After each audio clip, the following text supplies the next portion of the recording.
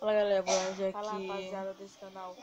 as quebra de asa do molequinho pro YouTube, galera. Então, bora pro vídeo, deixa o like, compartilha para qualquer amigo e fui.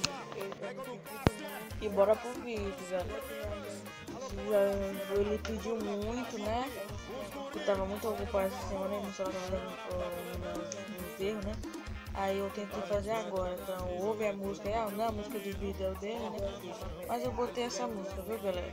Não vai ficar chateado aí ver um molequinho pro YouTube. Ele já vem ali, galera, fazendo aquelas quebras de asa. Pra Mercedes, cê tá doido, lá vai ele. Cê tá doido, molecão. Aí meu carrinho vai debuxado pro farol do. Aí lá vem ele ali já no forte. Eu diminui um pouco ele, né galera? Que vem ele, já vem ali nas aquelas quebrinhas. Ou ele vem ali relaxado de ver. Deixa que ele bote pressão. Molequinho da lameirão. Você tá doido. Lá vem ele no 11 e 13.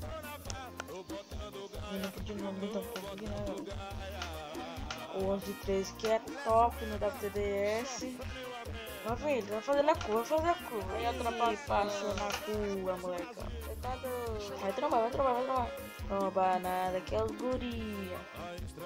Pra ver que eu vou conseguir fazer a outra passagem, a curva. E quase levou o carro ali, logo levou. Bora se botar. Esse 11 e 13 é top por dentro, interior fazer a dele. curva, fazer a curva.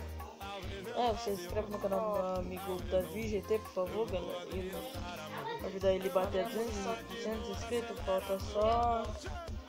Acho que é 4 inscritos que faltam. E dele lá ele a bater Davi GT, viu? Se você não achar não tal de Davi GT, a foto do canal dele é um D. Se você não achar, você bota Davi GTS. Tá doido. Lá vai ele ali no namoro só. Assim, bora que amanhã ele vai treinar. Ele é até pequeno, né, galera? Lá vem ele no 16 vídeos. Já vai logo com o seu like, compartilha para qualquer amigo. Ative o sininho. Aquele carro só vai atrapalhar.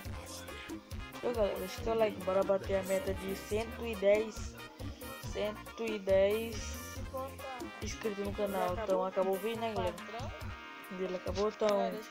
Fui. Deixa o seu like e compartilhe. Bora bater a meta de 110.